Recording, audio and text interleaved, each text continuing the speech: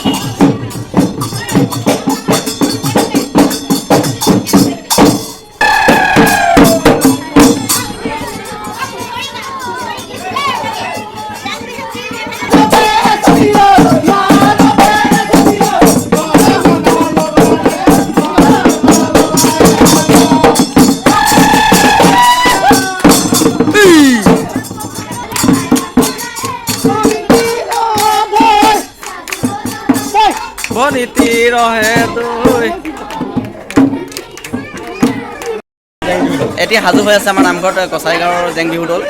ইতিমধ্যে তেওঁলোকে আৰম্ভ কৰিব লৈছে। তেওঁ আদৰিব আমাৰ আপুনি আদৰিব নি এয়া আদৰিবলৈ গৈ আছে। হ'লে তেওঁলোকে এতিয়া সেৱা কাঢ়ি তেওঁলোকৰ কৰ্ম আৰম্ভ কৰিব।